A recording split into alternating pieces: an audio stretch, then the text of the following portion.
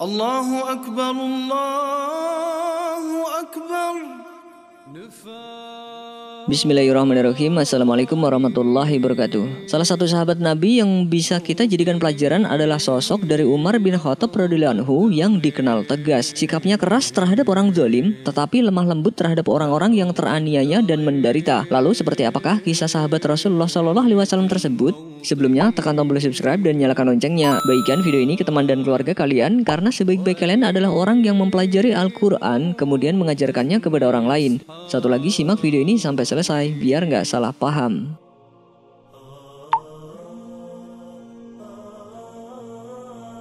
Umar bin Khattab radhiyallahu anhu merupakan khalifah kedua setelah Abu Bakar As-Siddiq radhiyallahu anhu. Ia dikenal mempunyai watak keras dan tegas. Selama untuk membela Islam dan kebenaran, tak ada yang ia takuti di dunia ini.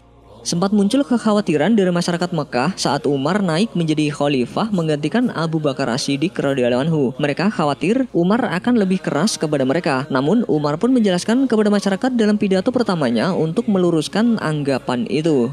Seperti dikutip dari detik.com, dalam buku biografi Umar bin Khattab karya Muhammad Husain Haikal, Umar bin Khattab radhiyallahu anhu mengatakan, "Ketahuilah saudara-saudaraku bahwa sikap keras itu sekarang sudah mencair. Sikap itu hanya terhadap orang yang berlaku zalim dan memusuhi kaum muslimin. Tetapi buat orang yang jujur, orang yang berpegang teguh pada agama dan berlaku adil, saya lebih lembut dari mereka semua." Umar bin Khattab radhiyallahu anhu juga meminta rakyat tak ragu untuk menegur dia kalau salah, bahkan menuntut jika rakyat Mekah terjebak bencana atau tentaranya jatuh ke perangkap musuh.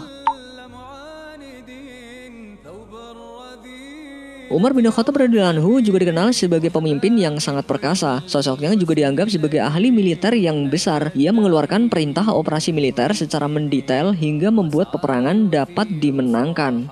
Dari kitab sejarah Tabari diketahui bahwa sekalipun Umar jauh dari medan perang, ia berhasil menuntun pasukannya dan mengawasi gerakan pasukan musuh. Namun Umar melarang keras tentaranya membunuh orang yang lemah dan menodai kuil serta tempat ibadah lainnya. Sekali suatu perjanjian ditandatangani, ia harus ditaati, yang tersurat maupun yang tersirat.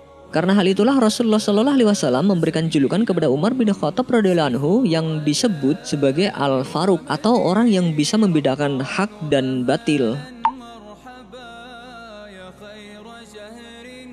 Umar bin Khattab radhiyallahu anhu pernah mengutarakan keinginannya kepada Auf ibnu Malik bahwa ia ingin wafat terbunuh sebagai sayyid di tanah Arab, sampai ia pernah berdoa kepada Allah Subhanahu wa taala untuk dapat mati di jalannya dan di tanah kekasihnya Rasulullah SAW. Umar berdoa, "Ya Allah, berikan aku karunia kematian sebagai syahid di jalanmu dan jadikanlah matiku berada di negeri nabimu." Hadis riwayat Ibnu Sa'd.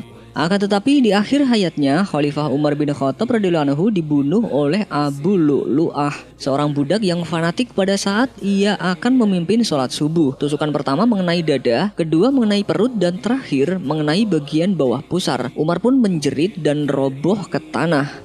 Setelah penusukan itu, Umar sakit parah sampai 3 hari. Lalu datanglah seseorang untuk memeriksa keadaan beliau. Lalu orang itu meminumkan secangkir susu ke mulut Umar. Akan tetapi susu itu justru tumpah lewat luka tikaman Abu Lu'lu'ah itu. Lalu orang itu memperkirakan bahwa keadaan Umar sudah tidak akan mampu bertahan lama. Mengetahui kondisi Umar, kaum muslimin datang untuk menyalami Umar dan mengucapkan salam dan doa untuknya. Di antaranya ada seorang pemuda yang datang mencium Umar lalu berkata, "Bergembiralah wahai Amirul Mukminin dengan kabar gembira dari Allah dengan mendapat surganya, menjadi sahabat Rasulullah SAW, memeluk Islam pada masa-masa awal, kemudian engkau memegang kepemimpinan dan engkau berbuat adil serta meraih mati syahid." Dengan suara lirih, Umar kemudian menjawab, "Mendapatkan pahala akhirat dan tidak disiksa itu sudah cukup bagiku."